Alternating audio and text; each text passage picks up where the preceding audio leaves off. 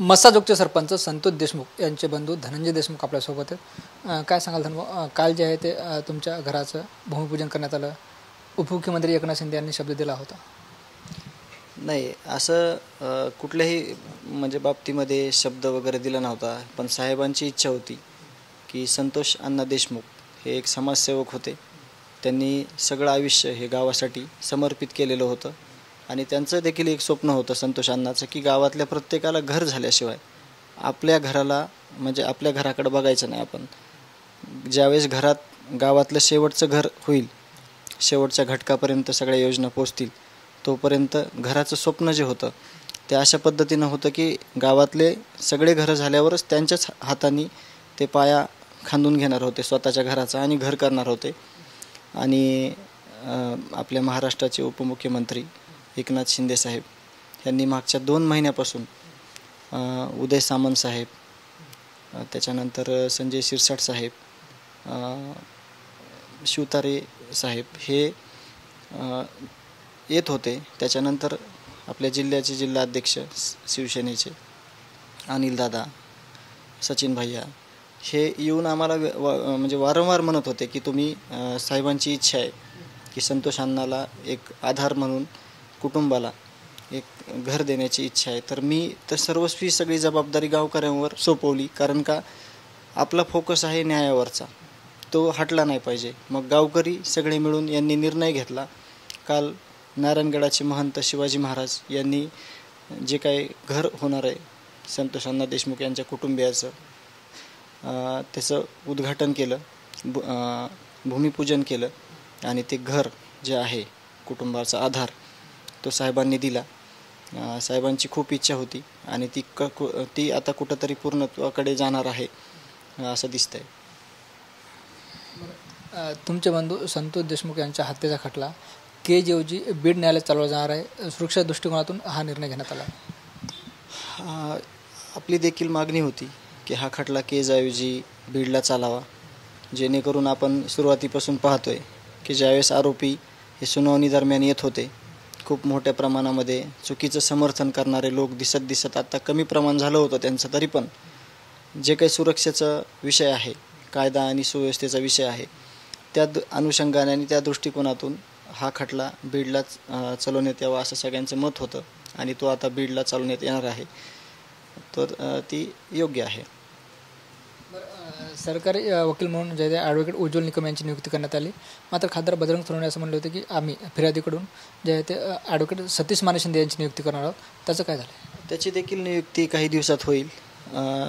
सतीश माने शिंदे हे वकील साहेब लवकरच हा जो काही काम आहे या केस दरम्यानचं ते जे बाप्पा आहेत खासदार ते त्यांची नियुक्ती करतील आणि त्यांना सहाय्यक म्हणून सुद्धा एक वकील साहेब त्यांच्या सोबतीला यांची देखील नियुक्ती होईल आणि लवकरच त्याविषयी मी बाप्पांसोबत चर्चा करणार आहे आणि पुढील आमचं जे काही ह्याच्यातली कारवाई करण्याचं नियोजन आहे ते आम्ही करतो. आवादा कंपनीवर जे वॉचमॅन होते त्यांचासुद्धा जॉब जे आहे ते नोंदवण्याचं कळतं आहे. त्यांनीसुद्धा जॉब सांगितले की खंडणी मागितल्याचा प्रकार पुढे आला म्हणून. नाही, ते सगळं खरं आहे. आम्ही पहिल्या दिवसापासून जे सगळं मांडत होतो चार्जशीट दाखल होईपर्यंत त्या सगळ्या गोष्टी ज्या आम्ही बोलत होतो त्या तशा CIDच्या SITच्या तपासात पुढे आलेल्या आहेत आणि त्या दरम्यान ज्या काही गोष्टी घडल्या, ज्या काही गोष्टी खऱ्या आहेत त्या समोर आलेल्या आहेत आणि त्यामुळे नक्कीच या सगळ्या आरोपींना फाशीची शिक्षा झाल्याशिवाय राहणार नाही. आमदार सुरेश दस असं म्हणतात की संतोष देशमुख यांच्या प्रकरणाचं लक्ष हटवण्यासाठी सतीश उर्फ खोक्या भोसलेचं जे प्रकरण आहे ते मोठं करून दाखवलं जातं. आता मी त्याविषयी जास्त बोलणार नाही, परंतु ज्या लोकांना हे जे आरोपी आहेत संतोष अण्णा देशमुख यांची ज्यांनी हत्या केली त्या आरोपींना जे वाचवायला जातील किंवा जे काही वेगळा मार्ग काढायचा प्रयत्न करतील, आपल्या काही दिवसातच त्या लोकांना नियती ही त्यांची जागा दाखवल्याशिवाय राहणार नाही. हेतू परस्पर कोणी जर या प्रकरणाला डायव्हर्ट करायचा प्रयत्न करत असेल किंवा या प्रकरणात या आरोपींना कोणी वाचवायचा प्रयत्न केला तर नियती त्याला सोडणार नाही, नियतीचे फळं त्याला भोगावे लागतील.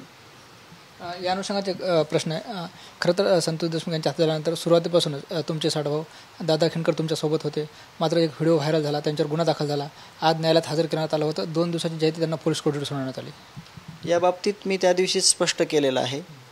मी DYSP ॲडिशनल DYSP जे पांडकर साहेब आहेत त्यांना मी फोन करून विचारलं की ह्या 3-4 महिन्यातला जे काही माझे नातलग आहेत त्यांच्याकडून काही एखादी चुकीची गोष्ट झालेली आहे का. तर त्यांनी स्पष्ट सांगितलं की या 4 महिन्यात कुठलीही चुकीची गोष्ट झाली नाही आणि त्यांचा जो संबंध आहे या केसमध्ये तो या 3 महिन्यातला आहे आणि सगळ्यांना कायदा हा सारखा आहे. जे काही चुकीचं असेल त्यांना चुकीचं समर्थन कोणी करणार नाही, आम्ही देखील करणार नाहीत आणि जे बरोबर आहे त्याला कोणी रोखणार नाही. म्हणून जे काही त्यांची कायदेशीर कारवाई आहे, कायदेशीर प्रोसेस आहे ते होत राहील, परंतु आम्ही कुठल्याच चुकीच्या गोष्टीचं समर्थन करणाऱ्यांपैकी नाहीत. खरं तर आता दोषारोपपत्र न्यायालयात दाखल केलं आहे. अजूनही सुद्धा SIT असेल, CID असेल, तपास सुरू आहे का? काय अपडेट आहे आताच? SITचा पण तपास चालू आहे आणि CIDचा पण चालू आहे. जो फरार आरोपी आहे कृष्णा आंधळे त्याची पण शोधाशोध चालू आहे. लवकरच तो होईल असं यंत्रणा बोलते आपल्याला, परंतु नेमकं तो कुठं अडकला आहे, त्याला नेमकं कसा त्याचा शोध घेणं चालू आहे हे बघणं खरं तर आपल्याला गरजेचं आहे. आणि जे सप्लिमेंटरी चार्जशीट होणार आहे त्याच्यामध्ये नक्कीच जो राहिलेला तपास आहे, जे राहिलेले आरोपी आहेत, ज्यांनी ही सगळी टोळी बनवली होती, त्यांना देखील मध्ये आरोपी झाल्याशिवाय ही यंत्रणा सोडणार नाही आणि आम्ही सुटूही देणार नाही. सुरुवातीपासून जे तुमचा एक प्रश्न होता ते सातत्यानं तुम्ही बोलून दाखवायचे. सुरुवातीला संतोष देशमुख यांची हत्या झाली तेव्हापासून जे CIDकडे तपास वर्ग केला केज पोलिसांनी, तो तपास तुम्हाला माहीत करून घ्यायचा होता. काय माहिती मिळाली? त्या बाबतीत जी न्यायालयीन समिती आहे, न्यायालयीन समितीचं काम अवघ्या काही दिवसामध्ये चालू होणार आहे. म्हणून आम्ही त्यांच्याशी चर्चा करून जे काही आमच्याकडे माहिती आहे ते प्रतिलिपी म्हणून SP साहेबांना देणार आहोत, SITला देणार आहोत, CIDला देणार आहोत आणि त्यांच्याकडून या बाबतीत काय तपास होतो पुढे हे आम्ही बघणार आहोत. न्यायालयीन समितीकडे तुम्ही कोणते काही पुरावे किंवा माहिती देणार आहेत का वेगळी? नाही, आम्ही त्यांची ज्यावेळेस माहिती तपास चालू होईल त्यावेळेस आम्ही नक्कीच ते कशा प्रकारे काम करतायत, तर त्यांना जे आमच्याकडे काही गोष्टी आहेत किंवा ज्या काही समाजातून काही गोष्टी येतात, सर्वसामान्य लोकांकडून काही गोष्टी येतात, त्या गोष्टी आम्ही नक्कीच त्यांना देण्याचा प्रयत्न करू. हे सगळ्या गोष्टी झाल्या. एककडे तुमच्या संतोष देशमुख तुमच्या बंधूची हत्या होती, त्यानंतर सुद्धा नाही का बीड जिल्ह्यात अनेक प्रकरणं समोर येतात. काय वाटतंय सगळं पाहून? मी ह्याच जे संतोष अण्णा देशमुख माझे भाऊ आहेत त्यांना न्याय कसा मिळेल त्या बाबतीवर ठाम आहे आणि कायदा आणि सुव्यवस्था राखण्याचं काम हे यंत्रणेचं आहे. त्यांनी सगळ्या गोष्टी ह्या प्रॉपर रोखल्या पाहिजेत, अशा घटना घडल्या नाही पाहिजे हे आम्ही वारंवार म्हणलेलो देखील आहोत. एकही चुकीची गोष्ट झाली नाही पाहिजे असंच आमचं देखील मत आहे. परंतु हे जे आरोपी आहेत ह्या प्रकरणातील त्यांना आमचं एकच टार्गेट आहे की त्यांना फाशीवर लटकवल्याशिवाय आम्ही शांत बसणार नाहीत आणि मुख्यमंत्री साहेबांना देखील शब्द दिलेला आहे की याच्यातलं कोणीच वाचणार नाही, सगळ्यांना फाशी होणार. निश्चित आपण बघतोय हे होते मसोबाचे सरपंच संतोष देशमुख यांचे बंधू धनंजय देशमुख, ज्यांनी आपल्याशी संवाद साधलाय. कॅमेरा पर्सन आप्पासाहेब मोरकरसह ज्ञानेश्वर लोंढे, TVN मराठी, बीड.